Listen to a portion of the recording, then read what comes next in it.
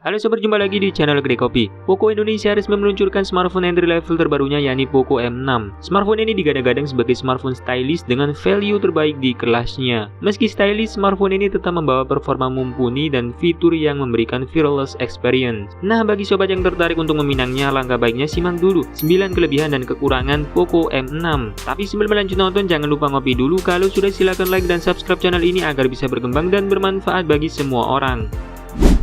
Pertama, tampilan desain menawan. Di kelas harga 2 jutaan, desain bodi belakang Poco M6 terlihat cukup menawan. Mengusung konsep dual tone dengan dua kamera besar secara vertikal dengan tambahan bulatan LED flash ring light. Material bodi belakangnya menggunakan bahan kaca yang biasanya cuma ada di smartphone kelas menengah ke atas. Keunggulan material kaca adalah tampilannya yang akan terlihat lebih premium serta feel genggamnya yang lebih enak. Lalu frame bodi sampingnya dibuat rata, ini akan menambah feel genggam jadi lebih kuat. Bezel di sisi samping layar masih tergolong tipis dengan ketebalan 8,3 mm.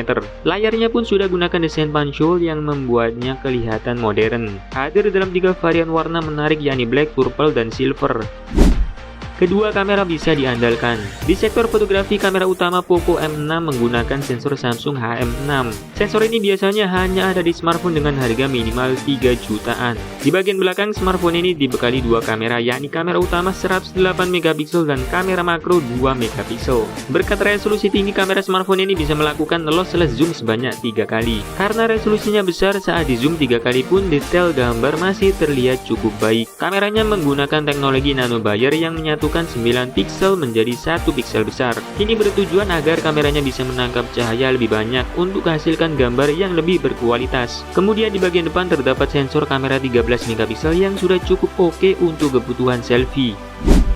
Ketiga, tampilan layar mulus. Walaupun layar Poco M6 masih menggunakan IPS LCD belum AMOLED, tapi perlu sobat tahu kalau panel jenis ini lebih awet karena tidak akan terkena masalah burn-in. Layar smartphone ini berukuran 6,79 inci dengan resolusi Full HD Plus 2460x1080 piksel. Smartphone ini sudah dibekali fitur 90Hz Adaptive Sync agar bisa mempermulus gerakan layar saat di-scroll. Layarnya juga mendukung DC dimming dan memiliki 3 sertifikasi dari TÜV Rheinland untuk melindungi dan menjaga mata sobat agar tidak mudah lelah. Selain itu, layarnya mendukung kecerahan hingga 550 nits. Brightness layarnya sudah terbilang cukup cerah untuk penggunaan di luar ruangan pada siang hari.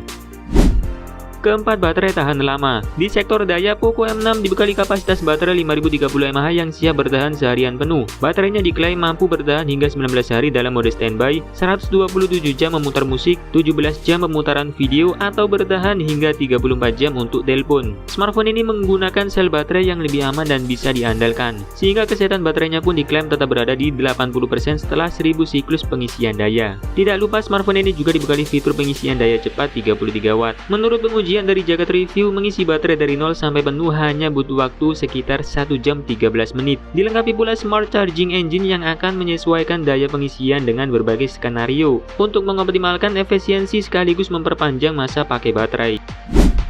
Kelima, sistem UI terbaru. Saat dirilis, Poco M6 sudah menjalankan antarmuka HyperOS.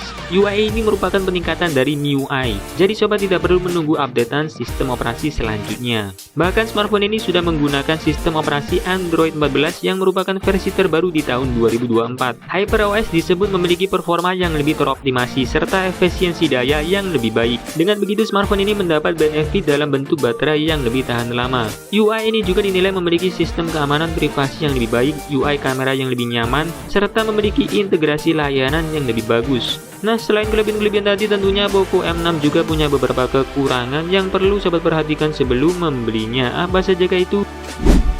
Pertama, memori masih eMMC. Meskipun dibekali memori besar, tapi sayang Poco M6 masih memakai memori internal bertipe eMMC 5.1.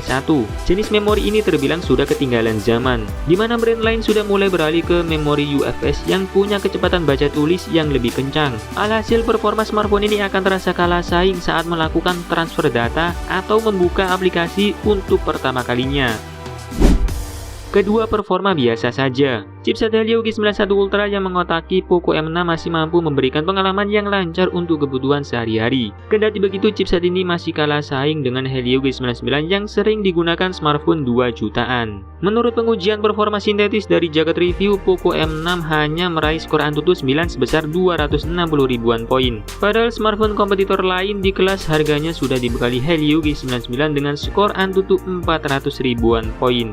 Oleh karena itu, smartphone ini kurang cocok untuk dipakai main game berat seperti Genshin Impact. Jadi buat sobat yang lagi nyari smartphone gaming di harga 2 jutaan, Poco M6 ini kurang worth it untuk dimiliki. Ketiga, bobot berat. Kalau smartphone flagship sih wajar jika memiliki bobot lebih dari 200 gram, karena di dalamnya terdapat komponen yang lebih rumit untuk menunjang fitur-fitur yang berkelas dan melimpah. Tapi untuk Poco M6 yang notabene smartphone kelas bawah terasa kurang wajar jika bobotnya mencapai 205 gram. Dengan begitu, ini bakal bikin pengalaman genggam jadi terasa kurang nyaman dan bikin pergelangan tangan terasa cepat begal. Keempat, perekaman video terbatas. Kekurangan terakhir dari Poco M6 yaitu kameranya tidak bisa merekam video dengan frame rate 60 fps. Perlu sobat tahu kalau perekaman 60 fps akan menghasilkan pergerakan video yang lebih mulus dibandingkan 30 fps.